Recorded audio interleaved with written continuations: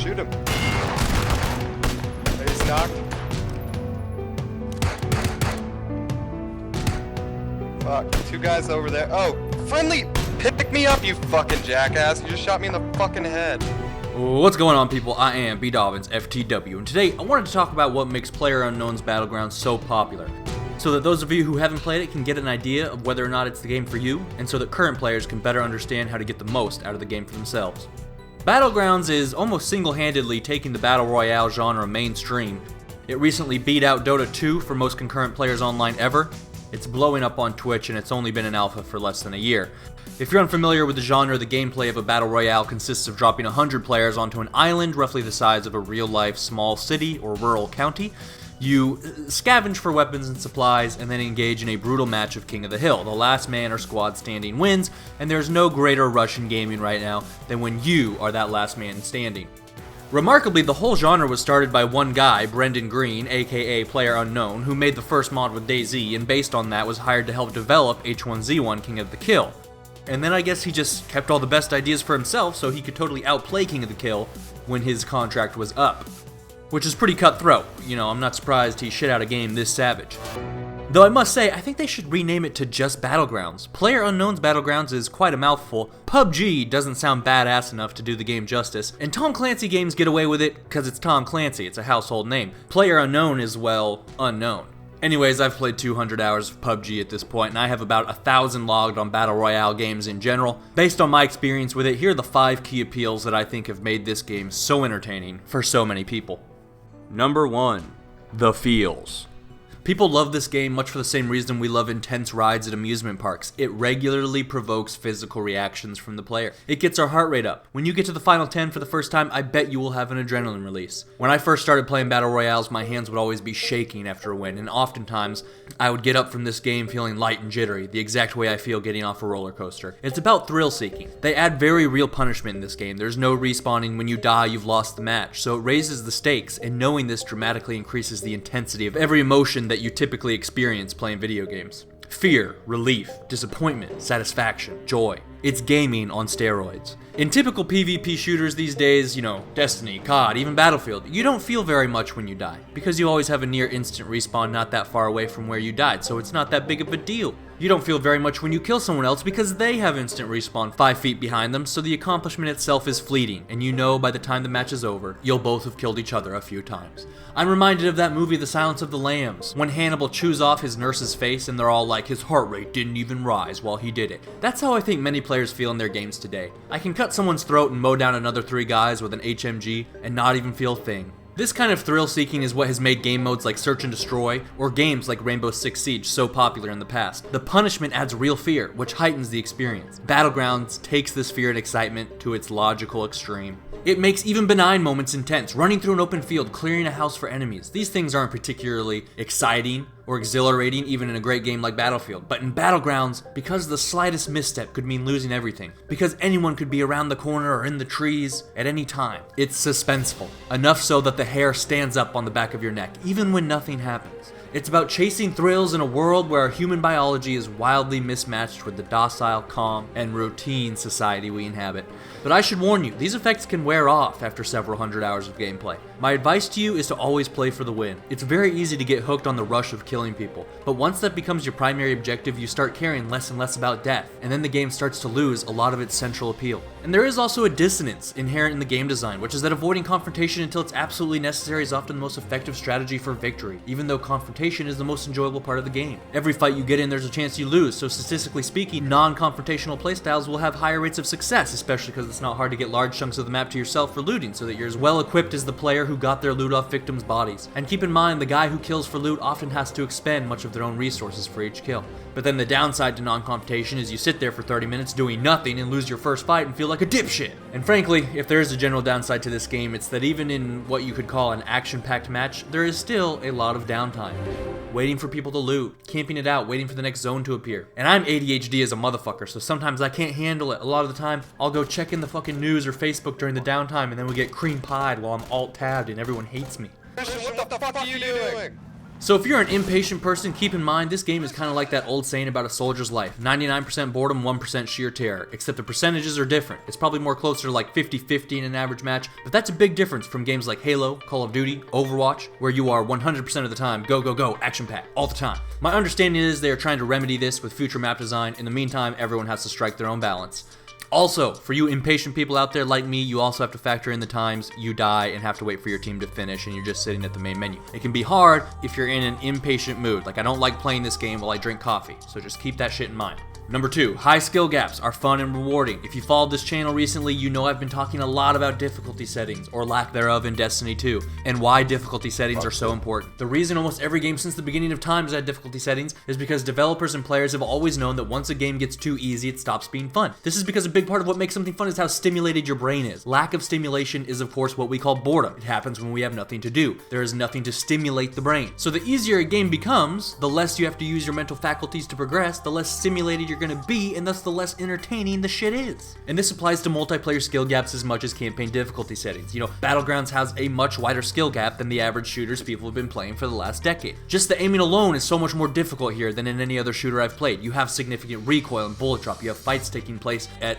distances longer than are even possible in most other shooter games. Like you fight at distances that are bigger than most maps in a game like COD or Halo. Many of the gunfights in this game feel remarkably similar to the kind of shit you see in military documentaries like Restrepo or those tight-ass GoPro YouTube videos from the front lines of Afghanistan. You know, 100 to 400 meter battles where you're aiming at the tiniest little speck, if you can even spot the guy shooting at you. The time to kill is very high, meaning you have to land many shots, and meaning headshots matter so much more in this game. And it's a complex game of positioning. It's like super chess. It's surveying your environment, absorbing information, and anticipating enemy movements to make informed decisions. And because death is so permanent, everyone plays very carefully. You know, 2 guys are camping at the top of this apartment complex. Me and my boy can't run away because they'll definitely see us, so we gotta get them. If we open the door to the building, they'll hear us, but maybe not if we do it while the plane is flying right overhead. So we sneak in, catch one guy looting on the stairs. Now, how is his friend gonna handle this situation? Is he gonna camp the body or stay up on the roof? Is he gonna jump out a window and try and come up behind us? Let's close the door so we'll hear him do that. It's literally like playing chess, because you very rarely just go right at the guy because they'll see you coming, especially in third person. They'll hear you coming, you'll just get shit on, so you have to patiently sort of box the enemy into checkmate. Where can he go and what can he do and how do I prevent that shit? Manipulate the situation to where he has no choice but to reveal himself to you first and get taken out. You have to really employ your critical thinking abilities. You'll hear some gunfire in the distance, so you head to it to see if you can pick off someone who's weak after a fight. You find some bodies. Okay, they were here, and then I can tell they looted through here, and then here, and they must have kept going west to the safe zone, so you're moving west, and well, there's only one building out in this field. They must be in there. We'd see them in the field, right? Okay, so you scout out the building, and sure enough, there's some movement in the window, so you wait outside the building, just like if you were in a bush, waiting for the fucking deer to walk by. You will experience the thrill of hunting people as if they were animals. And it's a rush when you finally get that kill because it satisfies you on a very primal level, because deep inside, we are all still hunter-gatherers. I was in a 1v1 in the forest this one time. We're both hiding behind trees and it was in third person, so we both can basically monitor each other from cover. So I threw a smoke grenade just a tad behind me to make it look as if I were trying to make an escape. And I knew once I did that, the other fool would pop out and try to angle around the side of the smoke to catch me, but I wasn't actually running away. So as soon as he left cover, I mowed his ass down. Every gunfight you have to outsmart your opponent, anticipate his moves, and counter, and it gets so nerve-wracking when it's down to the final moments of the game and you're all frazzled, but you have to reason clearly in your head. It's like playing chess with a paintball gun dug into the back of your skull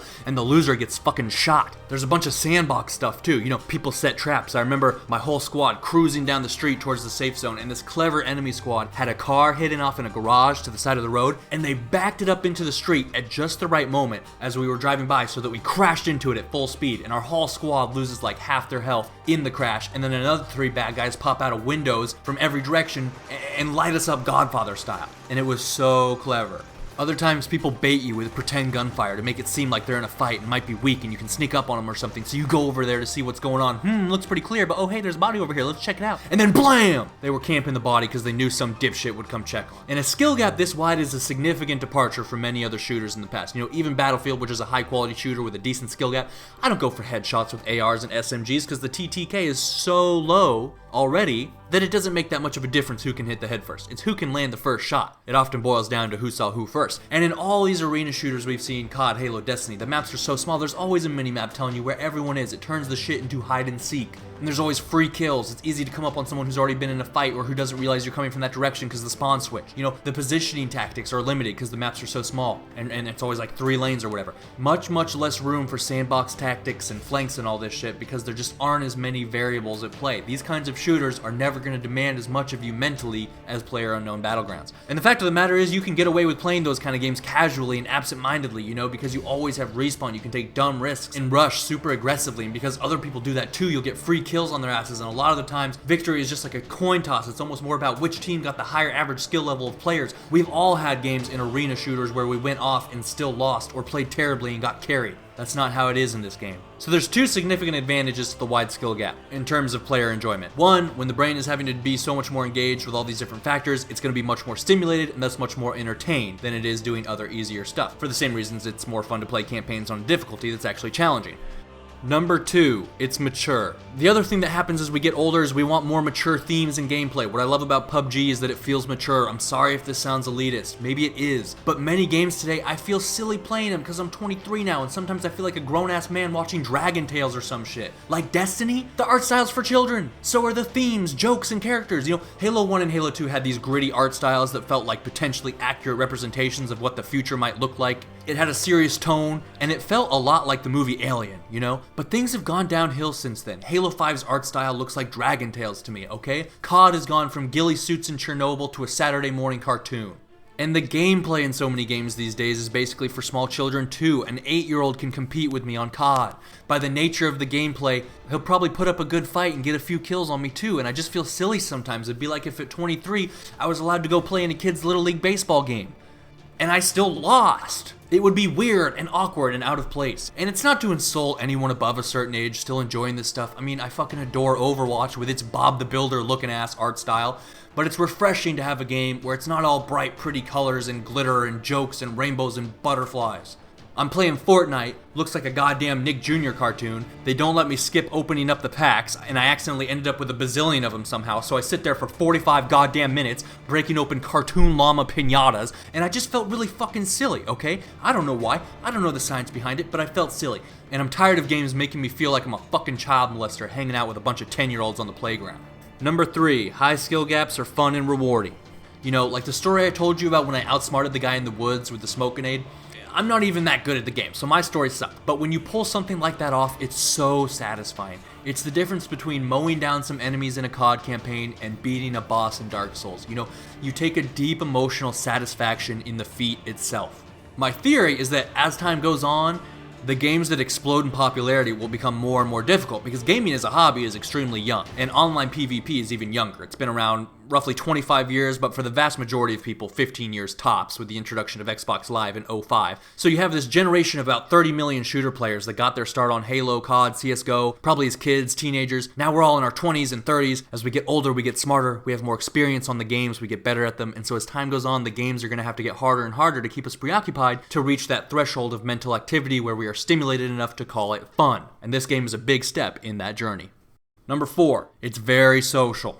Social interaction has always been a huge appeal of online gaming. It's an easily accessible way for us to hang out with our friends, meet new people, feel less lonely. Game developers know this and really try to emphasize and build on the social aspect of their games. We see this more prominently with this new main menu social hub mechanic that both Destiny and COD have now. You see it with every game's emphasis on community forums and events, but the basic nature of Battlegrounds makes it a much more social experience than most other games, and without all the lights and whistles. When you play duos or squads, you are really forced to interact and work with your team in a way that actually builds relationships and lets you get to know people. Every fight requires significant amounts of coordination and teamwork. Figuring out enemy positions and movements, developing strategies together in real time. You know, cover me while I run to this tree and then I'll be able to get a flashbang in the window, which should give you a chance to get to that hill off to the right, and then you bust out the sniper and I'm going to try and bait one of these guys to jump off the balcony behind me and you can take him out. But your partner goes, oh no, I don't like that idea. How about instead, when you get that flash off, I get to the back door and then you try to bait the guys to camp the staircase and I can get a frag nade in that room easy.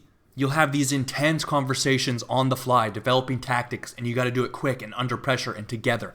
You actually get to know people, their strengths and weaknesses. Who is too aggressive? Who is too scared? Who's lazy? Who's smart and who's a dipshit? Who's a selfish prick with loot? Who never accepts blame for their actions? Who's bossy? Who's passive aggressive and insecure and needs everyone to know that they're the best at the game, even though they're fucking not? In an environment where the stakes are high and there's all kinds of micro failures and success and a long sequence of decisions that have to be made culminating in victory or defeat, you get to see people for who they really are, and you have to really learn how to work in a group. They have entire semester-long classes dedicated to this in college. You know, group studies. Here in California, it's actually one of your general ed requirements to get a degree.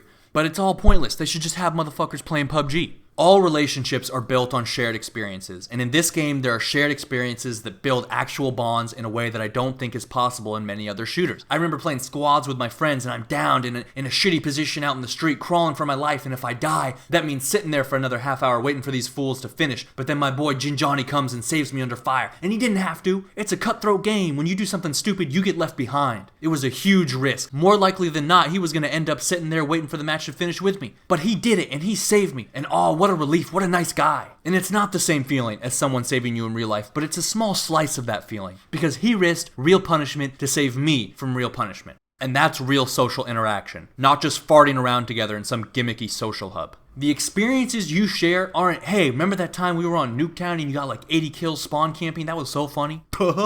It's, hey, remember when we were pinned down on that bridge and you threw a smoke grenade and saved my fucking life and we jumped off the bridge like James fucking Bond and swam around and took him unawares while they were trying to surprise someone else on that bridge? It's a game where your social interaction is a part of the skill gap, just like in real life. Number 5, the primal beast inside all of us. The end result of all these things, the fear, the strategy, the maturity, the raw social contact, is that you feel immersed in that scavenge to survive, every man for himself, hunter be hunted experience that contemporary culture has been obsessed with over the last decade. You see this in the popularity of shit like The Walking Dead, The Hunger Games, Mad Max's Thunderdome, The Road. People have a very visceral curiosity about what human nature would look like if you took away the rule of law that we have grown so accustomed to. Games like The Last of Us and The Division have tried to let people experience that fantasy as opposed to just watching it on TV, but very few games have been able to accomplish that with the multiplayer gameplay. And the multiplayer part is the juiciest part, because it's like when you watch The Walking Dead, the zombies aren't even the greatest threat. It's the other people and the open-ended competition for survival. And really, you take away the guns, you replace zombies with good old Mother Nature. That's the kind of world humanity evolved in. That kind of environment is what our bodies and brains are still biologically adapted to function in. Roaming tribes of hunter-gatherers. This world where we can just get everything off a shelf and nobody is allowed to fuck with each other, that's new, that's young. And there's all these biological mechanisms within us that are just useless now. And don't get me wrong, I love grocery stores. I'm not trying to go back to anarchy and running around in the fucking woods, okay? But what I've always thought was great about gaming is it lets us sate certain urges and feel things we don't otherwise get to feel in the modern world, but in a simulated, safe environment. It's like every man has the biological urge to impregnate as many girls as possible, but that wouldn't be very productive in today's world because we're suffering from overpopulation. Most people couldn't afford to take care of a kid these days anyway, so they jerk off to porn to deal with all the excess sperm they have hanging around in their gonads. Dogs no longer hunt their own food, but we still throw balls for them because it entertains them to utilize their biological mechanisms and chase small objects in the grass. It's like their favorite thing in the fucking world. PUBG is humans chasing the ball, bro, alright? You can't hunt your neighbors for their food and land because you want to fuck their wife, so you play PUBG. Battlegrounds is primal, and it lets us explore that primal side of ourselves in a way that no other game has, and that's what makes it so exciting and unique. The For the Win query of the day is, what do you think of the Battle Royale genre? Thanks for watching. Please remember to rate. This is Batman, signing out. Somebody coming in a car right now. We gotta get ready. Car crossing. He's hit. Coming to you.